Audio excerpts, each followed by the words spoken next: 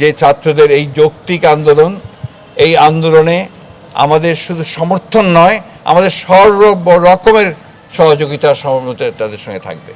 এবং যেহেতু তাদের আন্দোলন এটা, আমরা একটা রাজনৈতিক দল হিসাবে আমাদের যে দায়িত্ব কর্তব্য, সেই দায়িত্ব কর্তব্য আমরা পালন করছি, আমরা করতে থাকবো। এবং আমাদের সমস্ত দেশের সকল নেতাকর্মীকেও আমরা এই আহ্বান জানাতে চাই যে ছাত্রদের এই যৌক্তিক আন্দোলনে সকলের সর্বাত্মক সহযোগিতা প্রদান করা। সাধারণ সমস্ত মানুষ যোগ দিয়েছে, শুধু ছাত্ররা নেই।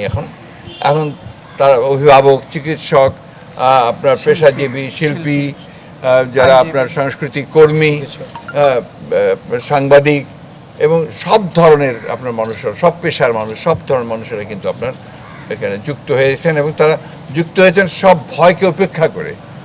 এটাই হচ্ছে এইবারকার এই আন্দোলনের সবচেয়ে বড় যে দিকটা আমি লক্ষ্য করছি, যে মানুষের যে অন্যায়ের বিরুদ্ধে যে তারা জেগে উঠেছেন, যে জাগরণ তাদের সৃষ্টি হয়েছে। এবং আমরা যেটা সবসময় বলে আসছিলাম, তরুণদের জাগ্রত হবার কথা, সেই তরুণরা এবার জেগে উঠেছে।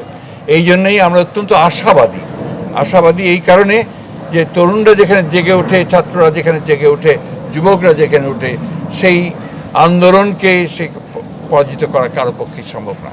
আজকে এই ভয়াবহ দানবীয় যে ফ্যাসিস্ট সরকার, তারা যেভাবে হত্যা করেছে আমাদের সন্তানদেরকে, এটা অবর্ণনীয়, ভাষায় বর্ণনা করা যায় না। শত শত ছাত্রকে তারা হত্যা করেছে।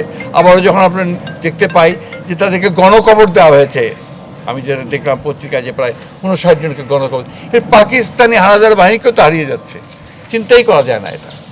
আমি মনে করি যে আপনার এই আন্দোলন তার বিজয়ের দ্বার প্রান্তে এসে গেছে এবং বিশ্বাস করি ইনশাআল্লাহ এই জনগণের বিজয় অবশ্যই হবে, ছাত্রদের বিজয় অবশ্যই হবে।